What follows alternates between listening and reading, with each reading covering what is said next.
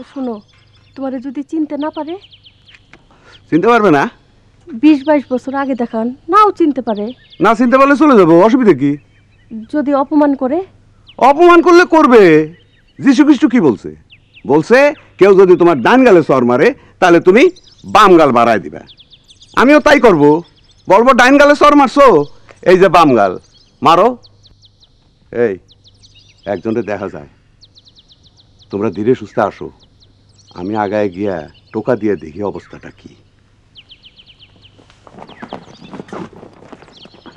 রিক্সাওয়ালা, ভাড়া নিয়ে নিও, ভাড়া নিয়ে বেশি কাছাকাছি করবা না। আমি বললাম মানুষ ভালো না, খুব খারাপ। হ্যাঁ, একবারই তো বলছি আপনার বড় সাহেব আমার আত্মীয়, আর কয়বার ব্যাখ্যা করব? কিরকম আত্মীয়?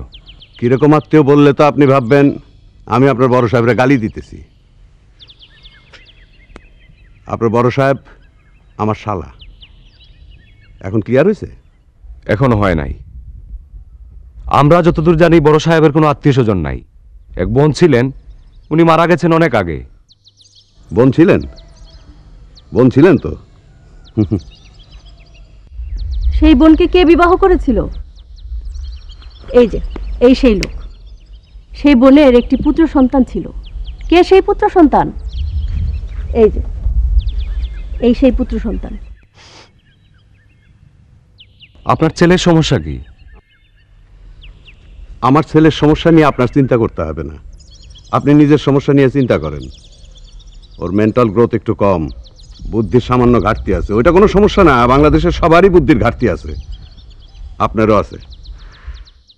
আসুন, ভিতরে আসুন। এতক্ষণ যে দাঁড় করায় রাখলা সেটা কি? হ্যাঁ, আসল ঘটনা যখন জানবা তখন তো 10 বার সালাম করবা। তা তো করবই, তুমি চুপ করো। আসল ঘটনা কি? আসল ঘটনা হইল আপনার সাহেবের সকল সহায় সম্পত্তির একমাত্র ওয়ারিশান আমার এই ছেলে। এখন বুঝতে পারছেন? মাথায় ঢুকছে?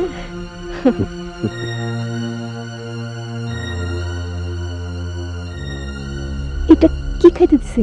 মদ? বুঝতেছি না তো। হ্যাঁ, আস্তে।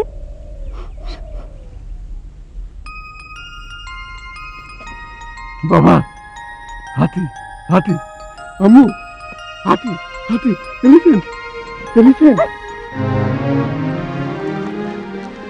হাতি। তুমি হাতি, তুমি হাতি, তুমি এলিফ্যান্ট, তুমি এলিফ্যান্ট, তুমি এলিফ্যান্ট, তুমি এলিফ্যান্ট, তুমি হাতি, তুমি হাতি, হাতি। কে?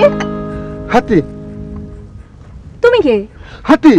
যাও যাও এখান থেকে, যাও, গেট আউট, গেট আউট। কোথা থেকে আসছে? কে? যাও যাও, গেট আউট, গেট আউট। কোথা থেকে আসছে?